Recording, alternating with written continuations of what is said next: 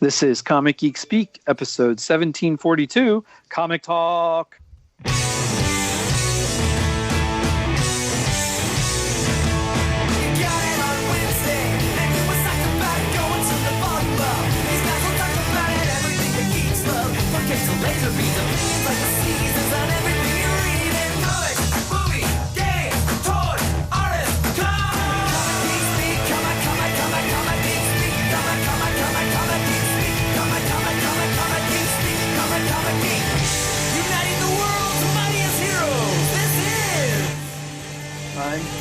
I'm Shane Kelly.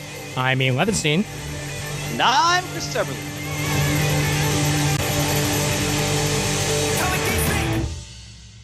I started to try and talk and my voice cut out. What the heck? It sounded like you were going through puberty for a minute there. Yeah. I mean, I was doing a full-on Peter Brady for a minute. That's crazy. Zoinks! Sha-na-na-na-na. Shane, as a parent, and you as a parent as well, dealing with the throes of pubescence in our respective sons, I wouldn't wish that again on anybody. No, I'm glad to be closer to the end of that side of the world. Although I got to tell you, so I know I'm going to take over starting the show. So go for it. After seeing Endgame, I may have mentioned this on the air before. I don't remember. After seeing Endgame, I had a bug up my butt to take all the selfie pictures I've taken with me and the boys in a movie theater, which is really just us sitting in theater seats, and organize them. So I found from 3 or 4 different sources where I had things saved about 35 pictures. Oh, wow. A progression. And I put them all in chronological order, and I renamed them all for the movies they were. For those that I had ticket stubs, I used the actual date we saw them. For those I didn't have ticket stubs, I just used the opening date, the release date. As it turns out, then I went back and with some help from Dr. Internet searching through things, I started with Curious George in 2006 because I know that's what I took my oldest to see first. And I figured out every single movie we've ever taken them to. Wow. And we've taken them to about 70 or 75 movies. I have them all written down. And then I have about 35 or 40 ticket stubs, and I have 35 photos. Wow. So then my idea was to take these and put them in 2 nice photo albums for the kids. And what I have 2 ticket stubs of, they each get one. If not, then photocopy it so they can still have a ticket stub in each for everything I have. Well, didn't they do that for me for my birthday last week? That's awesome. Because Carly knew that's what I was going to do. So she said to them, hey, let's do this for your father. So I got this nice album with all the pictures in it. And then we have to put the ticket stubs in it and write a couple little things. And they wrote nice little notes in about it. When Carlene printed them all off, because I renamed them the movie name and the date, on the back of them, it's printed the movie name and the date. So that's really cool, too. My friend, your epic sentiment knows no bounds. Yeah, that was pretty cool. I was actually surprised I had that many ticket stubs. I found a couple piles in various places and put them all together. I'm like, holy crap, I actually have more than I thought I would. Woo. So yeah, that was a fun little thing. What was the you can really see the kids from when they were tiny. I think the first one I have a picture of is when we saw the Muppet movie. Oh wow. The first new one. And then from then on, just about every movie. Very cool. Shane, once again, your embrace of fatherhood is an inspiration. You don't see me get irritated with them when they're being stupid and yelling at them. Well, I can fully understand and empathize with that, my friend. That is all part of parenthood either way, Shane. That's true. So how's everybody doing tonight? All right. Well, go ahead, Shane. You go first. Oh, no, I was all right. On a little bit of a vacation last week. And during it, I watched a lot of TV, watched some old Buck Rogers, some old Moonlighting episodes that I have on DVD. Rewatched Captain Marvel and some Star Wars stuff and various whatever else was up in the comic room. I also put together the Lego Batman movie Batcave. Oh, wow. So that was kind of neat. And I started organizing all the kids' Legos into what pieces they are, not colors, but all the same pieces are going together. So That's a major undertaking, and there's still a whole huge pile of them on the floor because I got bored with it for a while. Shane, which Buck Rogers episodes did you watch? So I started with the first one, and I went through. I forgot that the season goes through. So the DVDs are on both sides, and I started with the first episode, and I just kept flipping discs, not remembering to flip them over. So I watched like the first 3. Then missed the next 3 and watched the following 3, so on and so forth, until it started the second season. So I probably watched about 12 episodes. Over the week. When I rent, some months back, I bought on Amazon Battlestar Galactica season, like the original, for $5. They had nice. There's like a TV quality copy, but it was fine for my purposes. And I wanted to get Buck Rogers too, but it wasn't available. But I catch them over the years. But it's fine to watch them out of order because there's not a lot of continuity between. No, there's not the episodes. And the second season, I think the show goes totally off the rails and goes in a vastly different direction. Yeah. Even replacing. I didn't remember this because I did start to watch the first episode of the second season, and I didn't realize they replaced Mel Blanc as the voice of Tweaky either. Yep. All of a sudden, some other dude's doing it. I'm like, wait a minute, this doesn't sound right. All I know is both then and now I had a huge crush on Queen Ardala. Yeah. God damn. In those episodes I did watch, I saw Jamie Lee Curtis in the Prison Break episode. Oh, wow. Marky Post was in an episode. Oh, who the heck else was it? Gary Coleman was in one of the episodes. What you talking about? And there was another one that I'm like, oh my God, I remember. I know who that is. She was Sheena on Sheba on Battlestar Galactica. June Lockhart's daughter, Anne Lockhart. Oh. So all these great 70s and 80s stars, I kind of forgot that they were in Buck Rogers as whatever one-time episode character they played. Well, thanks for that stroll down memory or amnesia lane, depending on how you look at it. And what made me wonder what was wrong, because I got to the first episode of the second season, I'm like, wait a minute. I know there was an episode of Buck Rogers that they kind of copped out on the episode and did a flashback of all the adventures where he's sitting in a chair and they hook up something to his head and they're sifting through all his adventures to date to try and find someone who's after him or doing something. And then they guest shot all these snippets of episodes, and I hadn't seen it. And I'm like, well, now, wait a minute. I know it's out there. It's because I wasn't watching the reverse side of all the discs. Yeah. Ian, you're being younger. Have you ever seen this Buck Rogers show we're describing? Far beyond my time, gentlemen. Oh. The only Buck Rogers I've ever seen is Duck Dodgers.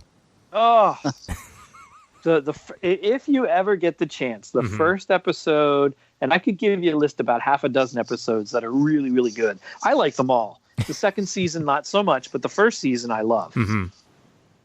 And Ardala comes back quite a bit. I didn't think she that. Does. I kind of forgot that, but yeah, she's in it quite a bit. Yep.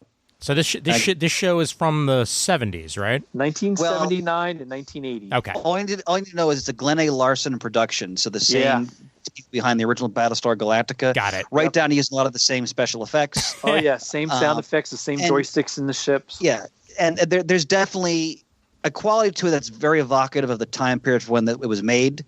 And there's some very cheesy elements, but growing up with it and then watching it again as an adult, it's really, this first season especially. The second season I don't really care for. The first season is really fun, spacefaring adventure. They do a great job of making it look spacey as well, or nuclear holocaust, whatever it was. Yeah, and they're surviving through it, and they are advanced, but most of the Earth is scorched. So New Chicago is inside of a bubble, I think. Yeah.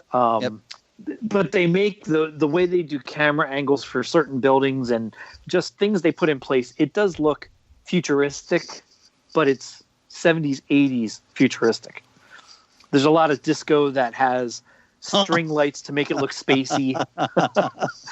There's a lot of synthesized music, but it sounds all spacey. So yeah, it's cheesy, but I love it. So funny enough, there was a time where Frank Miller was going to write and direct a Buck Rogers film.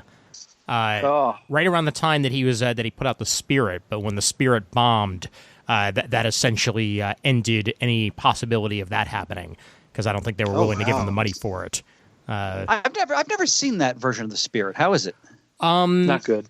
If you look at it as a comedy, it's actually it's actually really good. Okay, but important question: was it intended to be a comedy? Absolutely not. Okay. Yeah. But there's literally one line of that movie that I always quote with my friends: "Get me a tie, and it better damn well be red." And that is the pinnacle of that movie right there. Like, every other part of it sucked, but that line sticks with me for some reason. Well, did it just not capture the Eisner's feel for the character and the world he created? Because the Spirit at its best was really serious and well done, and I mean, there's humor too, but it's not like a laughing matter. No, so he made it a Frank Miller film. Like, he definitely it felt more like Sin City than it did any Spirit that came beforehand. Like it seemed like he was definitely leaning way too much on the aesthetic that made Sin City.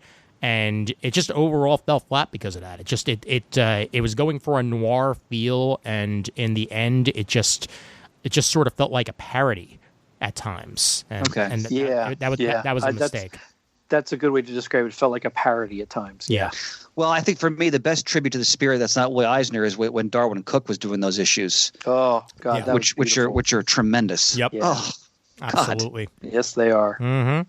So anyone out there who has never tried the Spirit, first and foremost, go to the source, go to the Eisner stuff.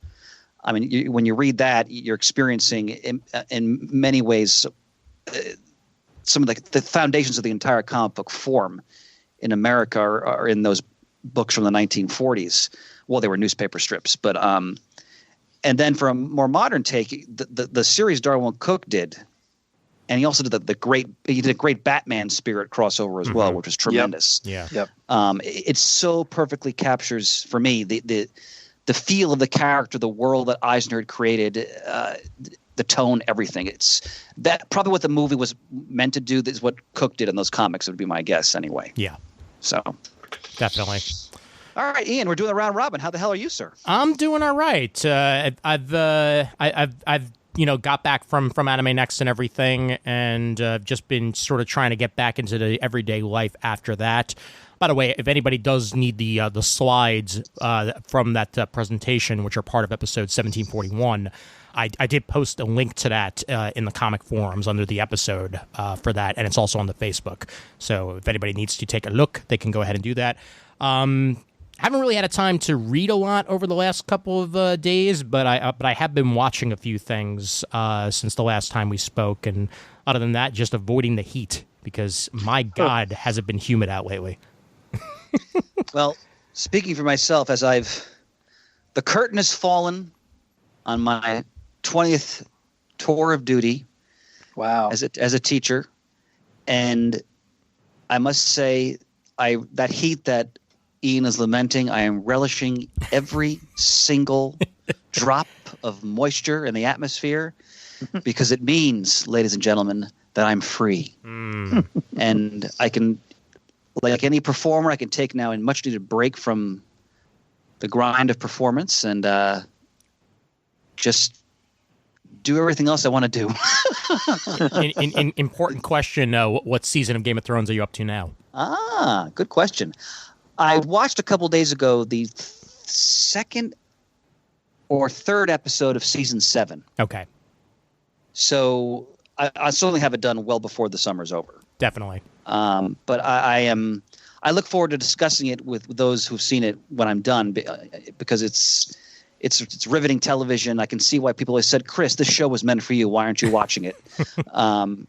And you know, the intrigue, the Byzantine politics, the family, you know, drama and dynasty. It's magnificent. Nice.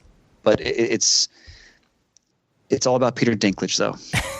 Every time he's on screen, I just kind of sit back and go, man, this guy is so good. But no, it's really wonderful. I'm thoroughly enjoying it. I'll be very interested to see what you think about that last season because reviews are mixed to say the least. So I'd love to see where you. Yeah, it's funny you mentioned that because when I was at the end of the school year, some of my colleagues, I was at meetings and so forth, and they were being very courteous and not spoiling, but some of them clearly had different points of view on that final season, the finale, and so forth. So I'm looking forward to that. And actually, when we're off the air, I have a question for you. Something that happened recently I need some clarification on. Sure thing. So, but yeah, summer is, I've been working quite a bit now on working on my own podcast, the history one I've hinted at, which is a very high mountain of research to climb, but I'm relishing every time I put one of my spittoons or whatever they are in the rock as I ascend. It's been fun to do that, and just you really appreciate one of the things about being a teacher when it is summertime, and I'm not saying this to rub this in, it's just something I'm very thankful for.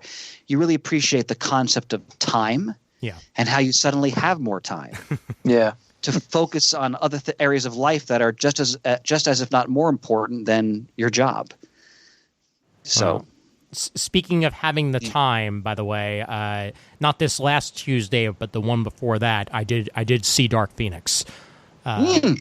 And great! Yeah, Shane, you decided to wait for digital for that one, right? Yeah, I'm gonna wait for it to come out. Okay, then I'll remain spoiler free, but Chris's take was on a previews episode, the last previews episode that we did. My take is pretty similar to you, Chris. There are some good moments in this movie, but overall, it is a misfire. If you're going to do the Dark Phoenix saga again, why couldn't you have done it well? I mean, don't give me mediocre the second time out when you try something. That's just even more of a disappointment. Well, that's what kills me. Even not seeing it, it seems, why attempt this again and have it fall flat? Yeah, and the thing is, Shane, the same guy wrote it. Oh my God, Simon Kinberg co-wrote the script for Last Stand, and Simon Kinberg was the main script writer for this, along with the director. And wow. He kept saying in interviews that he's looking to do it right this time. He's looking to do it right this time. And I saw it, and that opening sequence feels like X-Men in a lot of positive ways. And then it just completely falls apart after that with a script that just feels underwritten and overwritten at the same time. The pacing of the movie is very off. Even though it's a Jean Grey story, it doesn't really focus enough on Jean Grey. Instead, it's mostly, yet again, a Professor Xavier and Magneto story. And it's just, it's a misfire. In almost every single way, it's a misfire. Well, Shane, one thing we were talking about when we discussed this on the previous episode, and I'm interested to know if Ian feels this now after he saw the movie, I think Dark Phoenix needs to be done, if it's going to be done properly, in a series of films or a miniseries on television. Oh, yeah. The story is just too epic to condense into one film. Plus, and you made a great point about Jean Grey. You've got to build up over time. Yeah. Her character, her relationship with Scott. Like, wasn't Scott like a throwaway in this film? He really was. He really was. Ty Sheridan's a decent actor. No, I don't blame him. No. It's just, it was so underwritten, like you said. Yeah. As were most of the other X-Men. Storm had like 7 lines in the entire film, even though she's an excellent actress and a way better portrayal of Storm than we got from Halle Berry. Was never a fan of her version of Storm at all. And this one at least felt closer to the source, which was nice. And, Nightcrawler's done really well in this movie, except for a few moments here or there where I felt like they took him a little bit too far. Beast has some good moments. Mystique is completely phoning it in because Jennifer Lawrence doesn't want to be there. She wears an X-Men costume just so she doesn't have to, be entirely covered in makeup, as I think Chris mentioned on the previous episode. That's definitely the case. It's just sad that the best version of the Phoenix Saga that's been in media outside of the comics is still X-Men the animated series. Yeah. Yeah. Huh. Yeah, I remember that. Yeah. So and the Nabari are a main factor in this. It's not a spoiler to say that, Shane, because frankly, they're introduced within the first 5 minutes of the thing, and that entire plot line is useless. It adds nothing to the story whatsoever. And it feels like they're just there because they needed some sort of villain other than Dark Phoenix, and it just doesn't connect. The other thing that struck me is I think McAvoy is wonderful as Charles Xavier. Yes. Oh, I agree. And like as I mentioned when we talked about this in the previous episode, like the look he has, like it's spot on. And Fassbender, I've always enjoyed him, and I mean he's a great actor, period. But as Magneto, and I really loved First Class.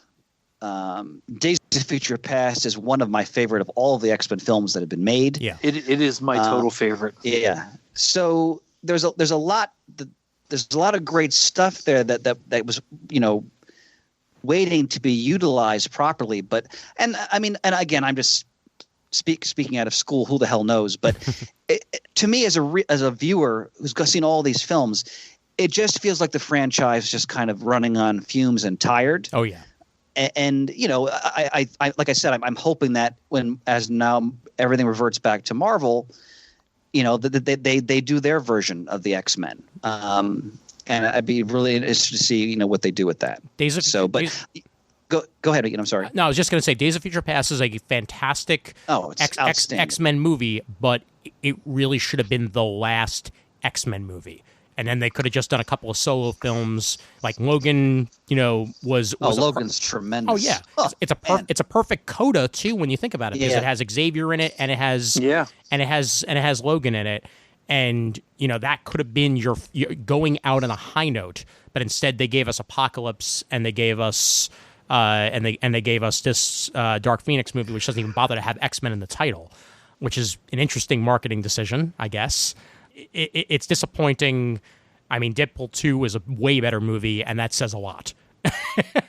Because nobody expected Deadpool 2 to be, anywhere near as good as the first Deadpool, and it was actually pretty decent.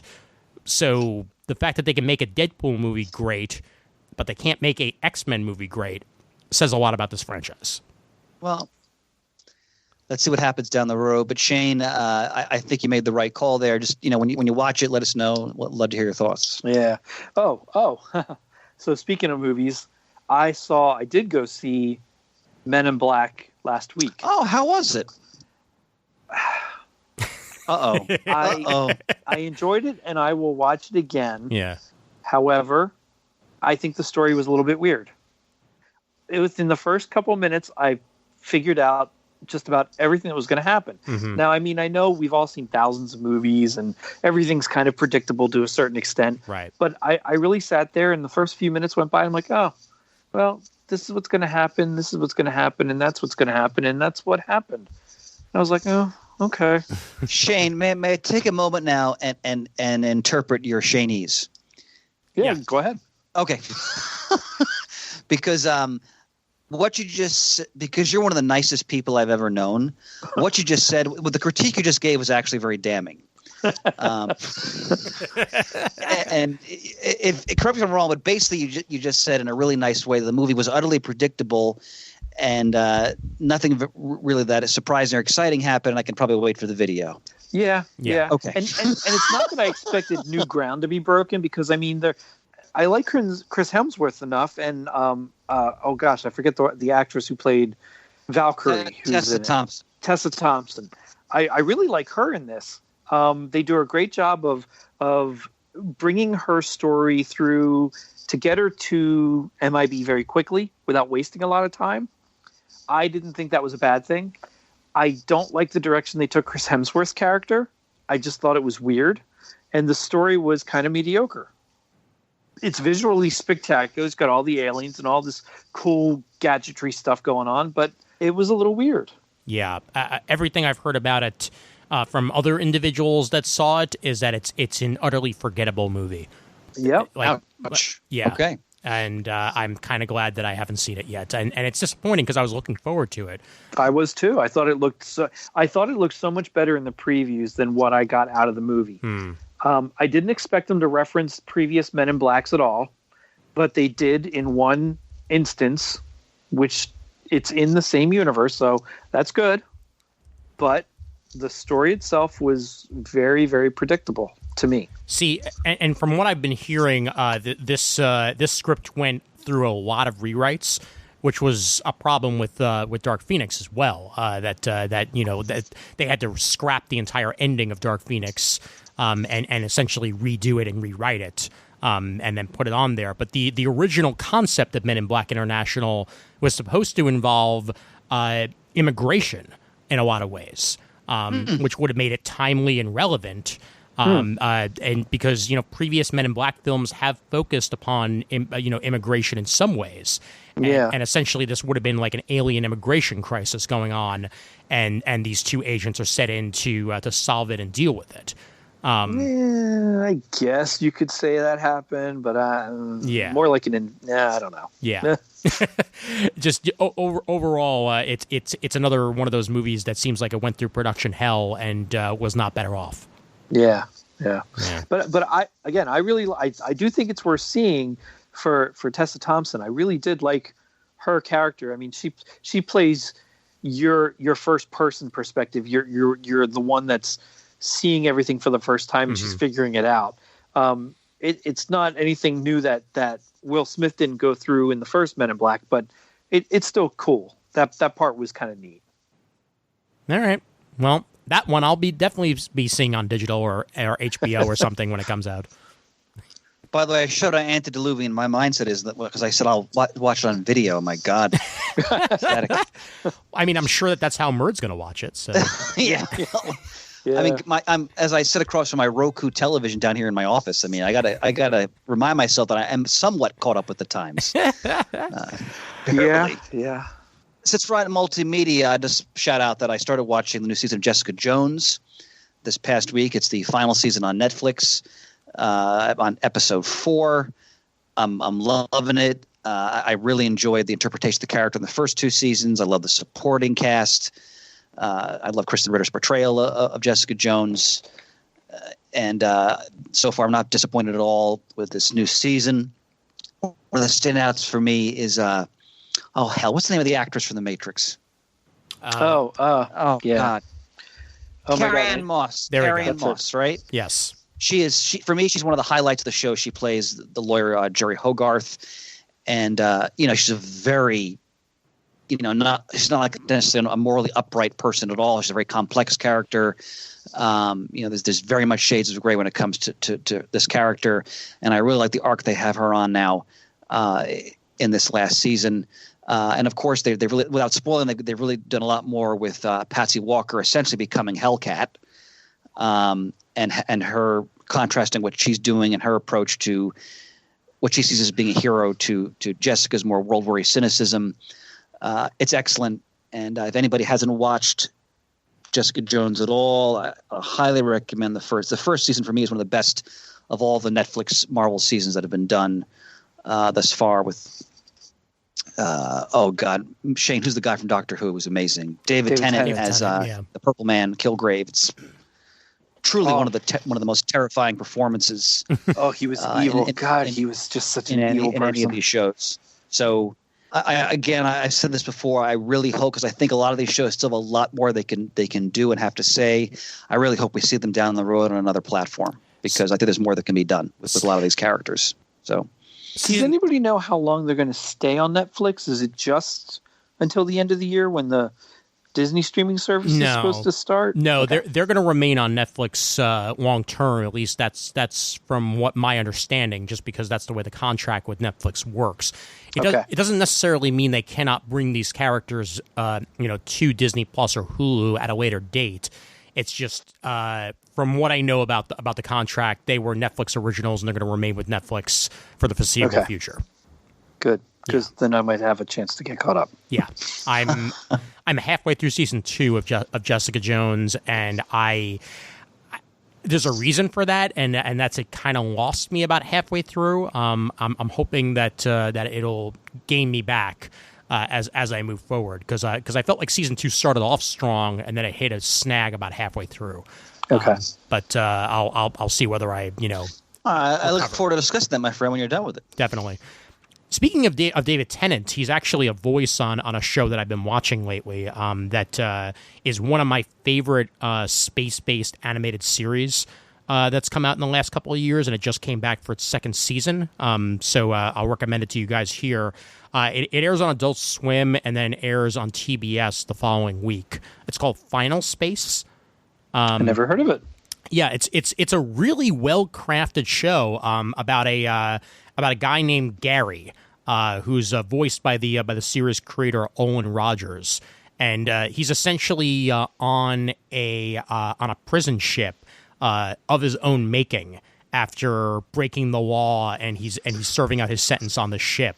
Along with an artificial intelligence and a couple other robots, and they keep taunting him by offering him cookies and then not allowing him to have them because he's basically stuck with whatever food he's forced to have as an inmate. And then that premise gets uprooted very, very quickly as I don't even know how to describe the thing, but like this alien green blob winds up showing up and causing a little bit of havoc, even though it's the most adorable, cute blob that like makes like weird noises and stuff like that. And Gary immediately bonds with it emotionally and names it Mooncake. And he'll do whatever it takes to protect Mooncake from outside forces. And David Tennant is one of those outside forces. He plays the main villain of the first season, as he's trying to utilize the power that's within this being that is now called Mooncake to open up a hole in space and enter final space. And a bunch of other like famous voices are in the series. Stephen Wen from Walking Dead plays one of the main characters. We've got Fred Armisen in this, Tom Kenny, otherwise known as SpongeBob SquarePants, John DiMaggio, Gina Torres, Keith David, Andy Richter. And, wow. And season 2 introduces Conan O'Brien as a member of the cast, who's also an executive producer on the show. And Christopher Judge and Claudia Black from Stargate wind up showing up at times. Ron Funches, Jane Lynch, Vanessa Marshall, a whole bunch of other like famous people are voices in this series, and I loved the first season. It's complex while at the same time hilarious, and season 2 just came back very recently, and it would be available on demand if anybody has cable services. It's definitely going to be on Adult Swim. I'm not sure where the first season is streaming at this point, but it's definitely somewhere. But I really, really enjoy this show, and I hope it succeeds, further than even the second season that's been produced, because it's a sleeper hit. Like, it's one of those shows that's done well enough where now it's airing on Adult Swim first, and hopefully more viewers will see it that way than the previous release method. Huh. But yeah, Final Space, it's called. Wow. Well, Ian, that's a strong testimonial, and since I have complete faith in your taste, Yep. Sign me up. Yep, good stuff. Excellent animated series. See, I thought you were going with you were watching DuckTales with David Tennant, which I've watched a lot of when they had a marathon for Donald Duck's anniversary or birthday, and I did not realize that Catherine Tate played another character in the two. Yes, I was watching. I'm like, oh my god, wait a minute. That's Catherine Tate, and I watched the credit. I'm like, oh my god, it is Catherine Tate. So that was kind of cool to listen to. Oh yeah. No, DuckTales is great, and the Darkwing Duck episode that just aired was amazing. I'm loving this the reinterpretation of DuckTales so much. It's terrific. I have to watch that Darkwing Duck episode. I haven't done that yet. Yep. Yeah, it's good. It's good times. All right. How about we transition over to comics a little bit? Let's do it. Sure. Okay. So, interesting news out of DC this past week, as it was officially announced that the writing that we thought was on the wall is actually on the wall. Vertigo is going to cease distribution, essentially. They're consolidating the lines of DC Inc., DC Vertigo, and DC Zoom into the normal DC line, DC Kids, and DC Black Label, and those are going to be the only things out of DC Comics as of 2020. So they're basically winding down these labels, and by the time January of 2020 happens, they will no longer exist. That just seems odd. I mean, from a historical and perspective and a reader's perspective, I'm really sorry to hear that, because some of the greatest books ever produced for me in the American comic book medium came out of the Vertigo label. Yes. Some of the most innovative, daring, risk-taking books and concepts, or reimagining of certain characters, the most obvious is Sandman, also Swamp Thing, came out of that label. And I think a lot of credit has to go to Karen Berger, of course. Oh, sure. As one of the driving editorial forces of that. But now, Ian, is the Black Label supposed to sort of take the place of Vertigo in terms of that type of content? Essentially, yeah. From my understanding, most of the output of Vertigo is going to wind up going over to Black Label or the main DC line. Anything that they can merge into the main DC universe, they're going to. But other than that, everything else is going to go through Black Label. And from the way that the announcement was made, it almost sounds like they're not going to be trying anywhere near as hard to get books that would have been Vertigo books, as in, outside of the main DC lineup. I'm not sure if that's the case, but essentially the quote that I have here is, "We're returning to a singular presentation of the DC brand that was present throughout most of our history until 1993, when we launched Vertigo to provide an outlet for edgier material. That kind of material is now mainstream across all genres, so we thought it was the right time to bring greater clarity to the DC brand and reinforce our commitment to storytelling for all our fans in every age group. This new system will replace the age ratings we currently use on our material." Nowhere does it say anything about, what they're going to publish. Jim Lee did say that they're going to continue to publish creator-owned projects and will evaluate and assign to the appropriate label to help our fans find the best books for their interests. So, yeah, it looks like some Vertigo titles are going to have DC Black labels, or they might just have DC on them, depending. Or, hell, even DC Kids, but I doubt that's really going to be the case. See, I'm going to wax nostalgic now. I think back to a period of time, in my reading life where when a Vertigo book came out, and look, some of it didn't put steam in my stride. Some of it I found forgettable, but then there was stuff that had such an impact on me, and just like when it came to my sensibility as a reader, I mean, really changed how I viewed what was possible for the comic book medium. Yeah, I mean, I think about Sandman Mystery Theater, which is still for me one of the greatest finite series ever produced. In the American comic book medium, obviously Sandman is the most obvious one to point out, and by saying that, I don't want to diminish, because we shouldn't forget how just brilliant that series is. Alan Moore's work on Swamp Thing, I mean, Hellblazer, those are just the obvious ones that are immediately coming to mind. There's so many more. Preacher, for God's sake, it goes on. Was Y the Last Man Vertigo? Y the Last Man? I believe it was. Yes, it was. And there's actually a famous story about Paul Levitz, who at the time, was still running, DC for the most part as president, didn't really understand Y the Last Man when it was presented to him. And when he was told it was going to be 60 issues, at the time, he sort of poo-pooed it and thought that it wasn't really worth it, until he was convinced otherwise by Karen Berger and also Heidi McDonald, who at the time was working for DC Comics. And Paul Levitz tells a story that after issue 60 of Y the Last Man came out, and Heidi McDonald had left to join The Beat at that point, which she, believe, also co-founded, which has become one of the most popular sources for comic book news on the internet. And he brought her back just so that she could watch him eat a cake with a crow on it, and essentially tell her that she was absolutely right, and that Y the Last Man was as big a success as they thought it was going to be. And Paul Levitz certainly understood it then. Well, two things. First, this is yet another one of the many stories I've heard that I've never heard a bad story about Paul Levitz. Yep. Ever. Mm-hmm. And I don't know the man, but I've heard so many wonderful things about him from people who know him in the industry, and that just it's so rare when you hear about someone in a position of any kind of authority acknowledging when they just simply made a flat out mistake. And it's always really refreshing to hear that. Yeah. Another thing I want to point out is that the last issue, because you mentioned of Why the Last Man, for me still is one of the greatest finales to a series I've ever read. Yeah. Wow. Oh, it brings you to tears. Yeah.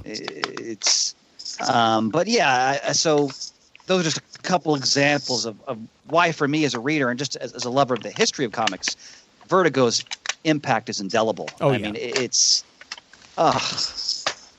And my thing, and it's, other people have pointed this out on the internet, and I, for the most part agree with them, is that the minute that Karen Berger left DC, Vertigo died, because that was her baby, and that was, that was her imprint, and without her there to drive the imprint forward, it was languishing, and there was nothing that you could really do to keep that moving forward when there really were no executives to pull for it anymore.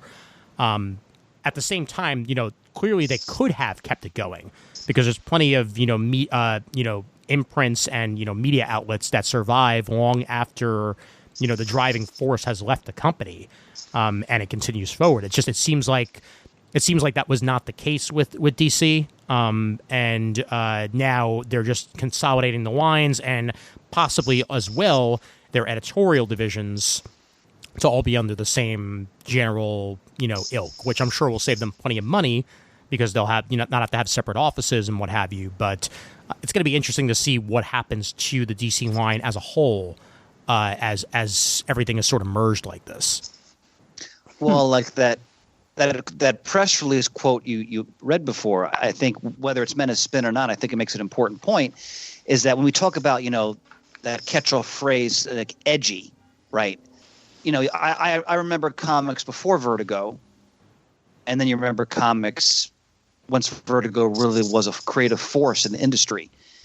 The difference is profound. Now, of course, obviously there are many comics before Vertigo that I think are tremendous. Yeah.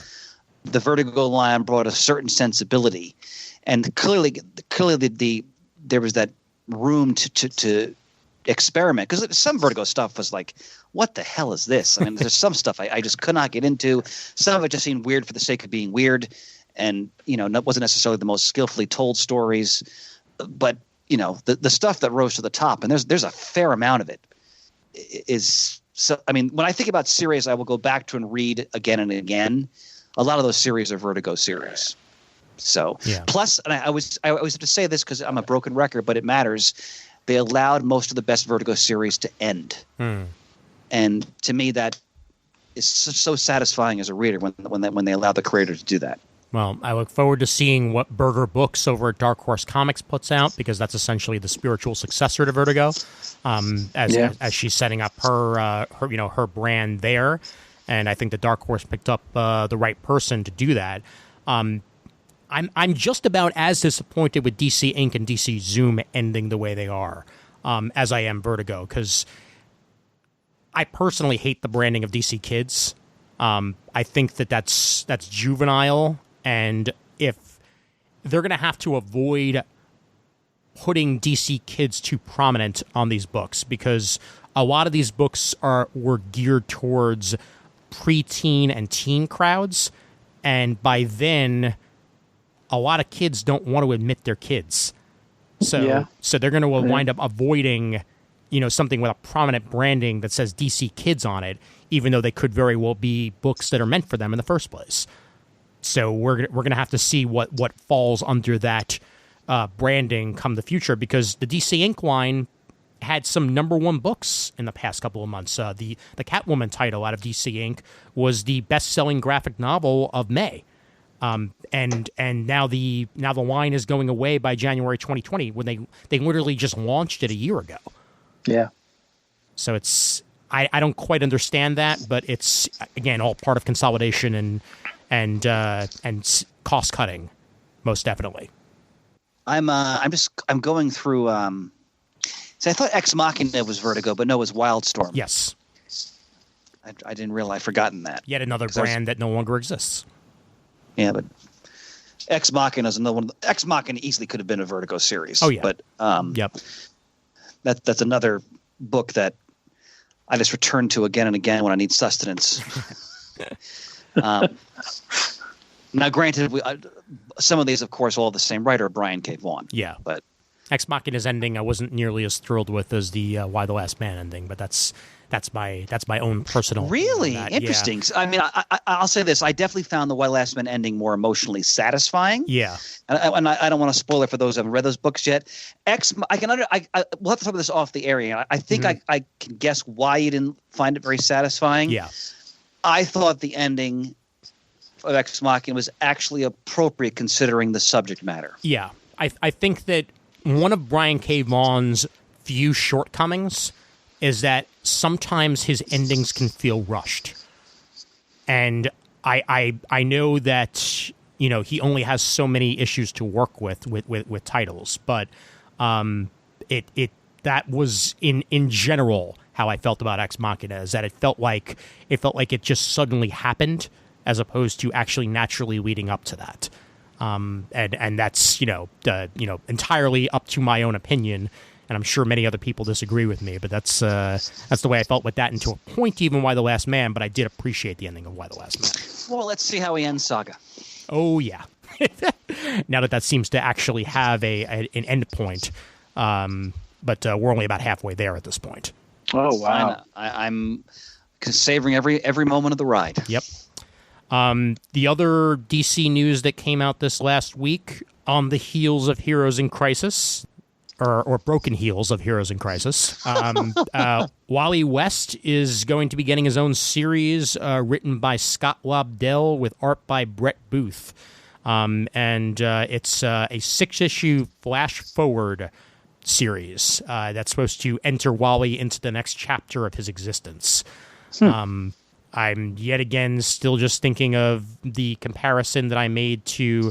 I'm thinking of Cry for Justice and then the Arsenal series that followed, and it didn't make things any better. I'm certainly hoping that's not the case with Wally West this time around, because I love this character too much to see him fall. So Heroes in Crisis wasn't that great, and I'm hoping that this Wally West series is a little bit better. Now, interesting, they've chosen some 90s luminaries to helm that book creatively. Yep. Thanks, Bob Harris. Well, no, I didn't mean that as a dig. No, I know, but that's absolutely the case, though, is that Bob Harris sticks with his friends, and Scott Lobdell and Brett Booth wrote the Teen Titans New 52 series, so they've definitely. This is not the first time they've worked together with DC under Bob Harris, and I guess they're still under the good graces of DC. So here they are again, coming out of the gate with Wally West. Because I haven't read any of Scott Lobdell's recent work, but I have such fond memories of his early work on Generation X. Yes. Which I thought was wonderful, and some of the stuff he did on X-Men. So I mean, we shouldn't forget it. In the 90s, he and Fabian Nicieza were the X-Men writers. Oh yeah. During that time of that massive sales and so forth. Absolutely. Yep. So I'm hoping that this is some good stuff here, and that Wally does indeed have a future in the DC universe. But that's what I'm hoping too. Yeah. Now, have they revealed, is the premise going to be him in prison? No, it's not. Okay. No. He's definitely outside of prison. And there's going to be some sort of cosmic bent on this in one way or another. And there's a very, apparently it's a villain that was introduced in the last couple of months that we're not even sure of at this point. But Scott Lobdell said that the character that he's going to be facing off against is a recent DC character. And it's supposed to hit stores on September 18th. And yeah, that's all I know, is that it's not taking place in prison. Okay. Yep. Yeah, I'll be curious to see how that unfolds. Yep. And speaking of the future, Legion of Superheroes is coming back, finally. I'm very cautiously optimistic about that. Well, it's Bendis and Sook. So oh, wow. Yeah. It's they're doing a mini series called Millennium, which, clearly has DC connotations in a name like that. But they're basing them in the 32nd century instead of the 31st. And it's supposed to be a whole new take on the Legion of Superheroes. Just like the last couple of reboots, this one's taking it from scratch. And we're going to be introduced to this new version of the Legion, I think, for the first time in the Superman book. And then after that, they're going to show up in this Legion of Superheroes miniseries. So am I to assume that a reader doesn't have to have any prior knowledge of the Legion's very complex history? I don't think so. Yeah. I think they're starting from the ground up. Yep. All right. Pretty much, yeah.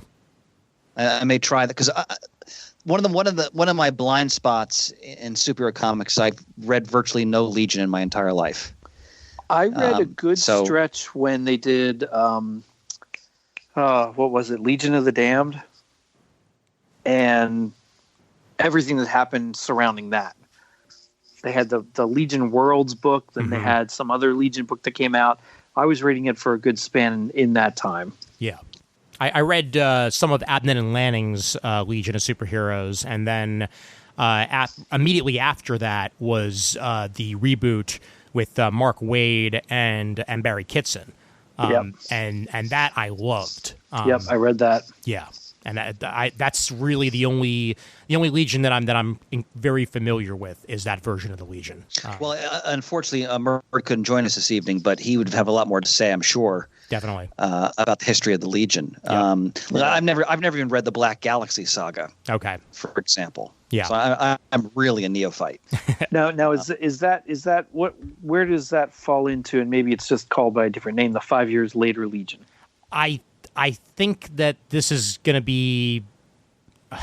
This is just a whole new Legion. So it's, I mean, like what Chris had said is that old school Legion, like that's a storyline I never heard of. Oh, I get you, Chris. So which do you know which Legion that's? Yeah, that's let me make sure I'm not misstating that title. It's a very famous story with Apocalypse. Oh, the Darkness Saga. Okay, yeah, that's what I think Black Galaxy might have been Thor. Actually, I'm sorry. Oh, that's okay. I could, I'm getting old, but that was. I think it's the Paul Levitz era. Yes. Okay. Mm-hmm. Okay. Yep. With art by Keith Giffen. Yes. Yep. Baxter Paper. When they were doing Baxter love Paper Baxter books. Paper. I love Baxter Paper. I'm trying to find the actual, because I don't want to mislead listeners, the actual title of that arc. It's very famous. I mean, when people talk about Great Legion of Superhero stories, that one always comes up. I'm pretty sure it's the Darkness Saga. Yeah. The Great Darkness Saga. Yeah. Yeah. Now, I have a hardback of that I haven't read yet, but I also, of course, on Peter's recommendation years and years ago, while we were out in Pittsburgh one time, I acquired the entire 5 years later Legion run, and that sits in a box that I have yet to open and read. Nice. Wait a minute, did I just say Apocalypse? I meant Darkseid. Yeah, I knew who you meant. Oh man. Ladies and gentlemen, I apologize. Well, I mean, clearly you're just creating amalgam stories. That's all. Yeah. Well, Ian, I may try that first issue just to see what it's like. I'm always enjoyed Bendis' work. So. Yeah. And finally, Justice Society of America officially coming back in the pages of Justice League by Scott Snyder. Thank God. Yep. That's been so long overdue as well. And part of me is like, so they really just are not waiting for Doomsday Clock to end for all this stuff to happen. No, which that does puzzle me. I mean, I read the Earth 2 book, which I liked, and that was a JSA of sorts. Right. I really did enjoy that for as long, and it was out there for a pretty long time, quite a few years. Yeah, James Robinson was the guy behind that. But I am glad to have a JSA book coming back to the fold. Yes. But yes, with these announcements, and reading the last issue or so of Doomsday Clock, I'm curious that they're not letting this end before they do this stuff. But Doomsday Clock has taken so long to even progress forward. Yeah, it's driving me nuts. Well, like we said, that's why I'm just waiting for the collection now on that. Yeah, I want to experience it in one sitting, basically. Yep. So, but it's going to be Scott Snyder and James Tynion IV co-writing Justice League number 31 with art by Jorge Jimenez, with a cover by Francis Manapul, and then I think issue 32 is also going to touch on that a bit. Okay. Yep. So then my as much as I'm cutting back on books and I'm down to just about Justice League, Young Justice, and Batman right now, I'll at least expand to Legion and JSA for a while and see how that goes. Yeah. I know I'll get JSA. Quick side media question. How was the Legion of Superheroes cartoon? I loved it. So I never really watched it because at the time I was a sour fanboy who was upset that this wasn't a spin-off like I was hoping it would be of Justice League, considering like right around the time they announced the Legion of Superheroes animated series was right about the time that Justice League Unlimited episode aired with Supergirl and the Legion of Superheroes. And when I heard that they were announced, it like, oh, great, clearly this is where we're going to go with that story, and we're going to get more, Supergirl and the Legion of Superheroes, and instead it was Superboy and the Legion of Superheroes, and completely divorced from what we got before. I love the image of a younger Ian, sort of in his fanboy chrysalis, fuming in a corner over this non-issue. Fantastic. Oh, I know. Yeah. Oh, please. You should have seen the shit that I was fuming over back then. Like now, and we've all been there. Come on. Yeah. Yep. And no, I really enjoyed it. I watched it with the kids when it came out. Yep. I'm pretty sure it's new enough that the kids watched it. Was that the same time as when the Crypto show came out? That whole period? Yeah. Mm-hmm. Okay. Crypto, the super dog, Crypto, up and away. And then shortly, he's a superhero. Then shortly after that was the launching of the short-lived Green Lantern animated series and Young Justice, which I also loved. The Green Lantern series, really loved Young Justice. Yep. I even liked the Batman that came out in that time too, with the more computer animated. I wasn't thrilled about the animation, but I liked the stories that they came through with. Yeah, and that was a sad instance of dead the minute that it launched.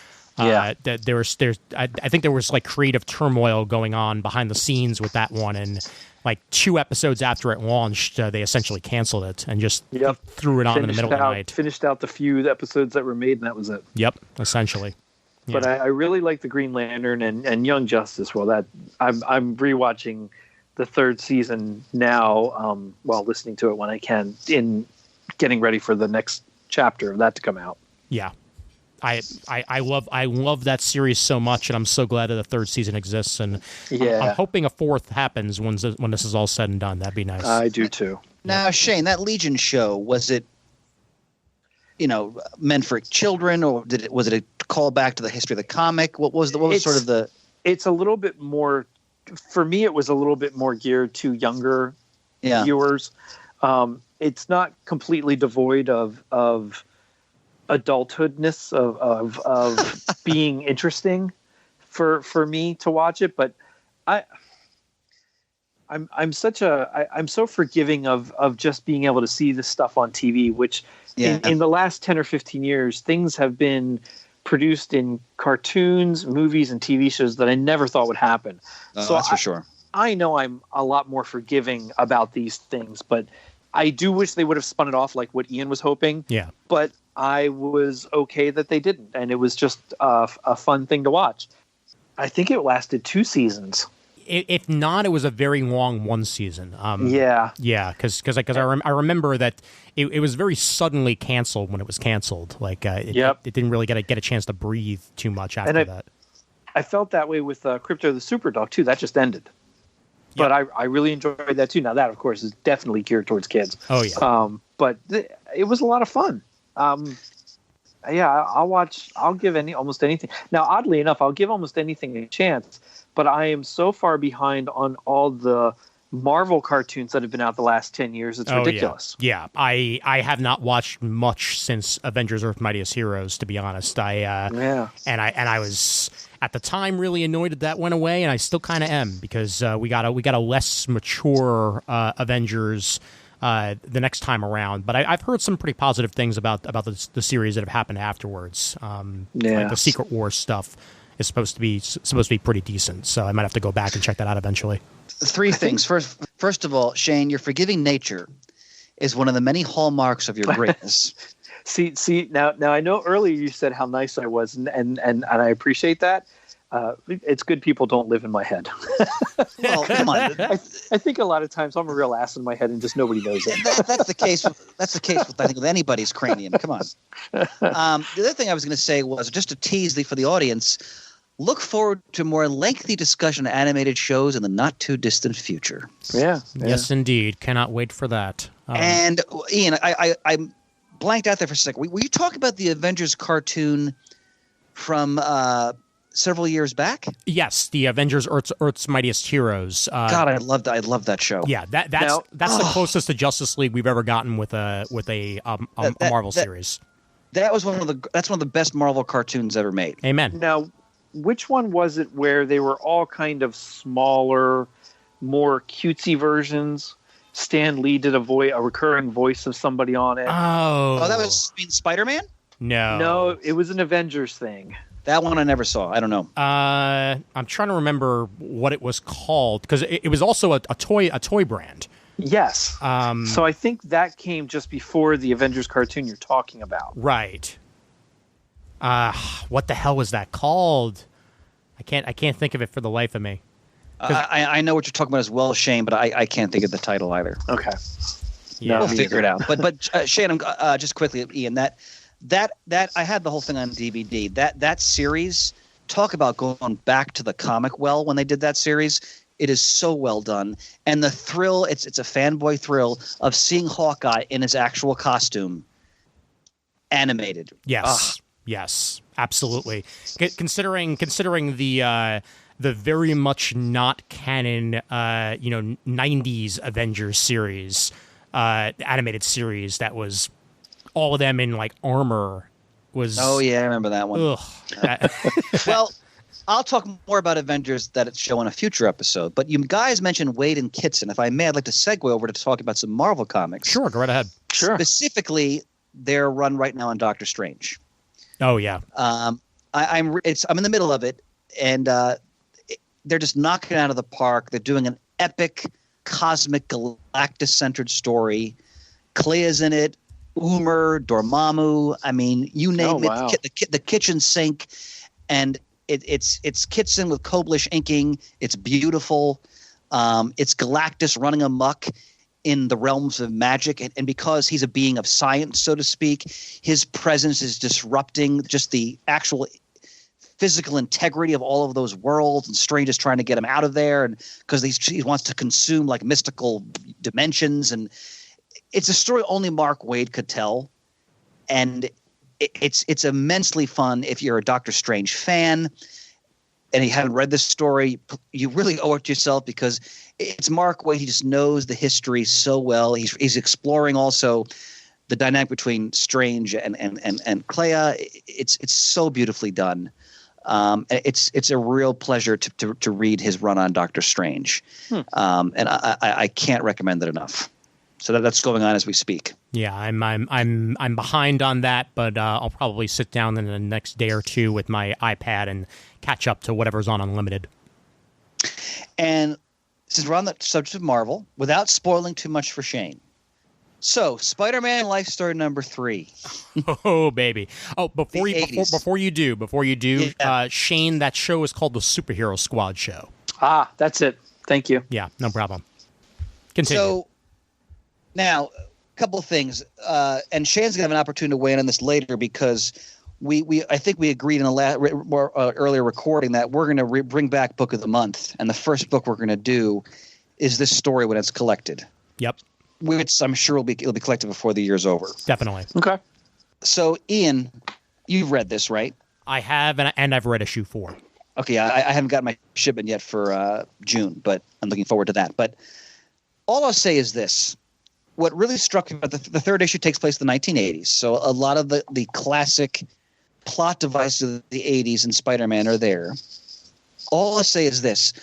This book really goes into the real-world cost of Peter Parker trying to maintain the Spider-Man identity as he approaches middle age. Yep.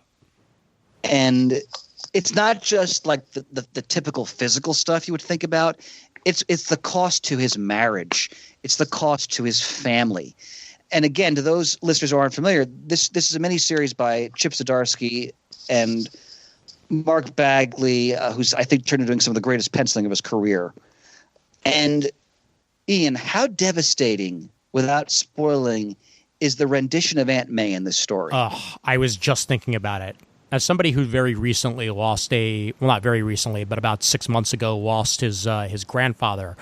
My grandfather was 95. Might have even just turned 96 when he passed.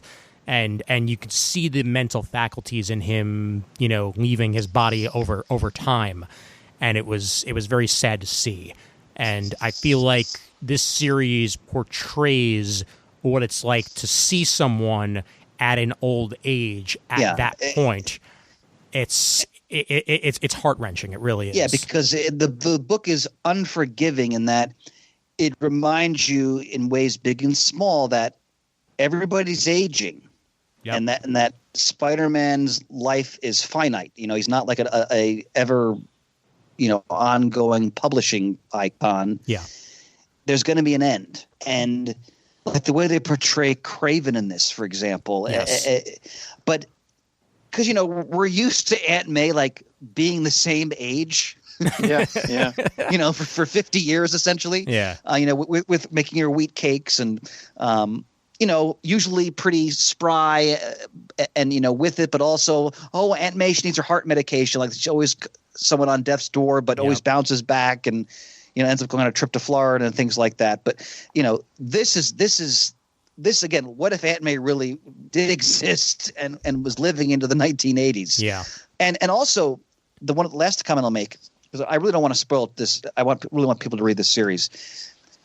The cost to the marriage is so well done because you kind of think, okay, if Spider-Man were real, this is what would happen to him. Mm-hmm. Because it's just asking too much of anyone. I don't care how much they love you to deal with this type of life. Yeah. And then I don't want to say any more, but it's – this has Eisner written all over it. Oh my God! It has CGS end of year award written all over it. Because they're on the same level. Yes, absolutely. I mean, I mean, we're I think they actually announced them on the same day and give them the same award. I mean, come on. But no, I'm impressed not only with the depth that we're being presented with, but just how well they integrate stories of the era in realistic fashions for an individual who's aging in real time. I mean, it's not that much of a spoiler to say that events that you would feel are synonymous with the era are being presented here in one way or another. Like we get a version of the Secret Wars in this issue that is way more real in some ways. And we get to see aging not only from Peter, but also from those around him, like Reed Richards. Like Reed Richards. Yeah. Yep. And it's just such a stunning display of storytelling and subtle art tweaks as well as the series goes forward by Bagley to make it feel like you're in a different era. Just lights out amazing. Yep. And also, good point there. And also, the cost to Reed and his life and what he's done and the effect it's had on his family, the Fantastic Four. The only thing and again, it's not a complaint. It just, again, from a fan perspective, no Hobgoblin, which I was a little surprised by. He's like one of the biggest villains of the 80s for Spider-Man. But again, in no way is that a detraction. It just struck me. I felt like they didn't want to do too much. Yeah, you're probably right. Because then you get Spider-Man 3, the movie. Exactly. So going Kraven here was absolutely the right way, and the way it turns out is just heartbreaking. Yep. So I look forward to when this is done, and then we can all read it and then talk about it on the air in a really thorough review, because I can't wait to hear what Shane thinks of this, what Mert thinks of it. And frankly, I think other members of the crew would enjoy it as well. I think Kevin would probably be loving this series, to be honest. Bring him on! I want the whole legion. No pun intended. Everybody, let's get him in the door. Yeah, no, I absolutely loved it. And speaking of different eras and merging and what have you, just going back to media for a moment. Shane, you were talking before the episode started that you saw the trailer for the Teen Titans Go versus Teen Titans. Yep, I'm very excited about that. I was kind of hoping something would come out of the Teen Titans Go movie, but it looked really good. I saw somebody commented on Facebook where I saw it. They were disappointed it wasn't going to get a movie release, which I was kind of hoping for another Teen Titans Go movie in some fashion, but I'll take what I can get and enjoy it. Yeah, no, it looks like a lot of fun. And I'm one of those guys who didn't really jump on the Teen Titans Go train like other people did, and I'm going back and watching a bunch of it now on the Cartoon Network app, and it's a lot of fun, and it's very funny. But I also now that I have DC Universe, I can go ahead and watch the 6 seasons of Teen Titans and do that, because I never actually watched that series as it was coming out. Teen Titans was tremendous. Yeah, it's a great series. Yep. Yeah, so that's all waiting for me now, and I'll gladly watch it and understand the serious versions of the characters a little bit more. Yep. Yeah, so that should be good stuff. No, that should be really good. Yep. I didn't see a release date though. I feel like there is one. Yeah, because it is going straight to Blu-ray, but I assume it's also probably going to launch on the Universe app. That's what I'm hoping. That's what they did with the last 2 releases, where I think it came out in digital and Blu-ray first, and then a week or 2 after that launched on the app. Yeah, because that's how I watched the Superman one, and I have to watch the Justice League and the Fatal Five yet. Yes, and you actually just reminded me. For my American Animation panel, I went ahead and I watched the Batman versus TMNT movie. Oh, I didn't do that yet. It's a lot of fun. It's actually way better than I was expecting it to be. It's a more campy Batman, but I was expecting that just from the trailer that I was going to be a little bit more like Brave and the Bold style Batman than say like Batman the Animated Series. But the Turtles are very well voiced in this. Raph is voiced by Darren Criss of Glee and American Crime Story Versace and a bunch of other things. Kyle Mooney from SNL voices Michelangelo and does an amazing job of it. And there's a couple other recognizable voices. I know that the guy who voices Batman in this was the one who voiced him in one of the video games. The one that Kevin Conroy didn't do of the Arkham series. That's the Batman voice that's being presented here, and he also voices the Joker. Oh wow! Yeah, so he's doing double duty. It's Troy Baker, so pretty popular voice actor that is. And Tara Strong returns as Harley Quinn, and Tom Kenny's in this, and Baron Vaughn, a bunch of other familiar voices from other situations. But it's I like the animation style a lot, and the story that's being told.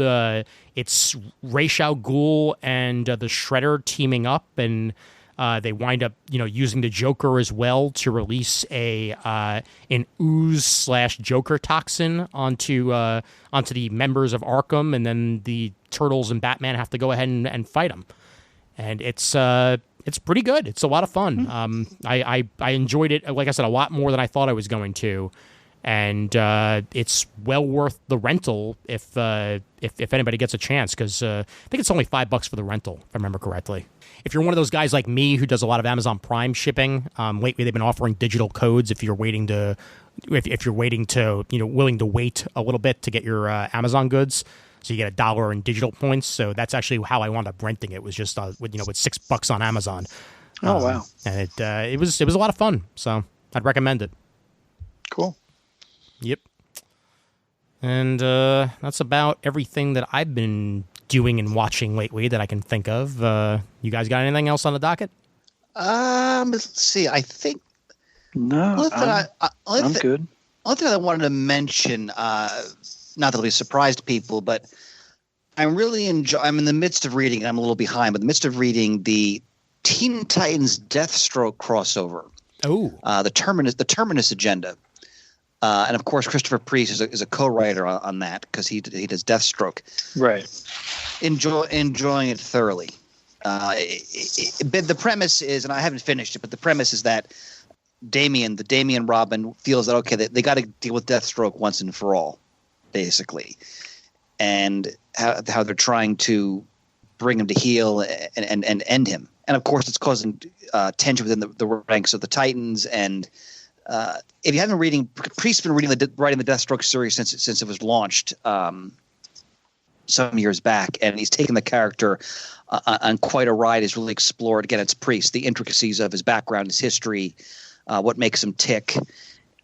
He's taken him through some various moral conundrums, and this is a really fascinating story because when you think of the Teen Titans, like who's their arch enemy, Deathstroke's always right way up there. So if you enjoy those characters, I do recommend the Terminus Agenda without spoiling too much.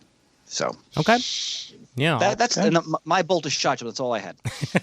I have been reading I Am a Hero Volume 6, by the way, and I've been loving it. So that's just to throw that back to last episode of the show a little bit. Cannot get enough of that series, and I look forward to reading Volume 7 and all the way up to 11 when I get a chance. One more thing that I did get a chance to watch, gentlemen, is a little bit comic related, just because there have been comic books made out of the franchise. I did see Toy Story 4. Oh, how was it? When I first heard of the series having a fourth entry, I was worried, and pretty much all of my worries were unfounded. Oh, that's good. Good. It's an excellent movie. They did it again. It's not very often when you get 4 movies in a franchise that were all in some ways better than the last. And while I did enjoy Toy Story 3 probably more than this one, it very much acts as a final act in a lot of ways, not to spoil anything. And I think that this is the point to not make any more movies. If you want to make shorts with some of the characters, sure, go right ahead. But this is it. This is such a change. By the time you're done watching this movie, there's such a change in the Toy Story mythos and such a well-done wrap in a lot of ways. So just all right. That's yeah. I love the 1, 2, and 3. So yeah. That's enough for me, brother. Yeah, the basic plot of this movie, for anybody uninitiated, is that Bonnie, they're human after Toy Story 3, starts kindergarten and makes herself a toy in kindergarten to cope with it, and it's a fork with legs and stringy arms.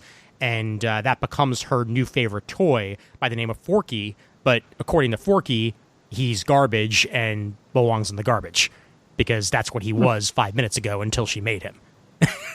So basically, Woody is tasked with trying to ensure that Forky does not kill himself. All right. Yeah. I'd say that's the basic premise of the movie. And Tony Hale from Arrested Development is the one who voices Forky. And Key and Peele are in this movie as toys. Keanu Reeves is in there as well. Keanu Reeves. Keanu Reeves. This is the year of Keanu Reeves with a combination of Always Be My Maybe on Netflix and John Wick 3 and now this. And the announcement of Bill and Ted 3 actually happening. Yeah. Yep. It's a good year for Keanu, and he plays a Canadian Daredevil toy. He's the Evel Knievel looking thing. Yes, he is. Yeah, and he's perfect for the role. It's a great choice for him. So, yeah, I'm thrilled with it. And if you get a chance to see it in the theater, young and old will both enjoy it. All right. By the way, last thing I'll say, because you just reminded me, talking about movies. Like Shane, I always have movies on in the background. I'm doing work in my office. Yeah. And I put something on because on Netflix that I hadn't watched in probably 20 years, The Crow. Oh, wow. Oh, wow. With Brandon Lee. Yep. It had been so long, like at least 20 years since I've seen this film. Maybe we'll do a movie review of it down the road. We'll see. But you know what? I found myself enjoying it. I hadn't seen it again in so long. There's elements of it that I was digging to some degree. So maybe we can talk about that down the road. But here's two older, maybe 80s movies that I've listened to recently: Joe versus the Volcano and Brewster's Millions. Jeez Louise. Love both of them. Oh my god. I've never seen Joe versus the Volcano. Does the volcano win? Yeah, in some ways it does. Yeah. If you want to go off the 80s precipice, I had Splash on a few days ago, too. Oh, wow. That's a good one, too. I love the part in Joe versus the Volcano when Tom Hanks goes shopping and gets a whole new wardrobe and buys the steamer trunks. And they survive anything. Oh, my God. No, I saw the De Niro movie that supposedly winds up influencing this take on the Joker so much. Why am I blanking on it now? The Scorsese Taxi Driver? No, not Taxi Driver. Mean Streets? No, the one where he's a comedian. That's amazing. Robert De Niro. It's phenomenal. Let's see. Leonard Bumpkin. King of Comedy. Pumpkin. King of Comedy. King of Comedy. Oh, it's Yes. a tremendous film. Yeah. I don't think I ever saw that. Yeah. Definitely see it, Shane. If you have Amazon Prime, it's actually on. I do. It's on there right now. That's how I watched it. And wow, if they're basing the Joker on King of Comedy, now I doubly want to see it. From the trailer alone, there are definitely comparisons you can make, and everybody's been making the comment that De Niro is essentially wearing his King of Comedy outfit in the trailer, or at least something similar to what Jerry Lewis wore in King of Comedy. So even if he's not playing the same character, they're definitely doing a stand-up to it. But yeah, no, King of Comedy is now one of my favorite movies, and I hadn't seen it until like a month and a half ago. Just quickly, Shane, basically the premise is it's a Scorsese film. Robert De Niro plays this wannabe stand-up comedian who's awful, and he's completely deluded.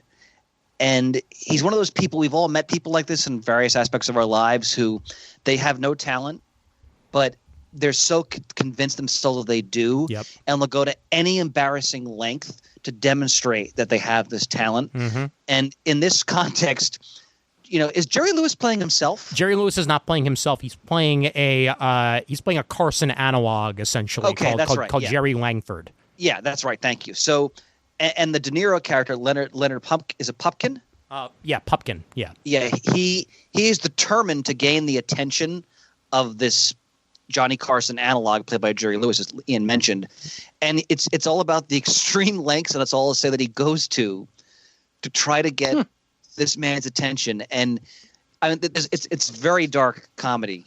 Ian, all I'll say is, not spoiling, the scene where he has him tied up in the tape. I love it. But there's all I have to say is the expression on Jerry Lewis's face is some of the greatest nonverbal acting I've ever seen in a film. Yeah. In that scene. Jerry Lewis is not one for low-key acting. It's amazing. It's absolutely amazing. Yeah, and this is definitely an instance of that. And Sandra Bernhard is in this as well, as the main female lead, and she's just as crazy, if not more so, than what Rupert Pupkin is. So definitely check it out. Wow. And to our listeners, if you've never seen this movie, if you like Scorsese films, you've never seen this is definitely a movie you have to try. Yeah. But I could also easily see, Pupkin as the Joker and Sandra Bernhardt's character as Harley Quinn in my brain. So if that's the way they're going with this, sign me up. With this indie-esque Joker film, then yes, sign me up as well. All right. Wow. Have we shot our bolt, gentlemen? Yeah, I'd say we just about shot our bolt. Right. All right, Shane, you ready to roll us out? I am. Okay. Visit us at comicgeekspeak.com. To send an email, the address is comicgeekspeak@gmail.com. To leave a voicemail, the number is 267-702-6642. Stop by thecomicforums.vanillacommunity.com. Let us know what you think of all these topics and spout out some of your own. Follow us on Twitter, like us on Facebook. Thanks to everyone who contributes to the episodes. Send in Muddle the Merds. I know we'll use them as time marches on. And as always, we are uniting the world's mightiest heroes one listener at a time.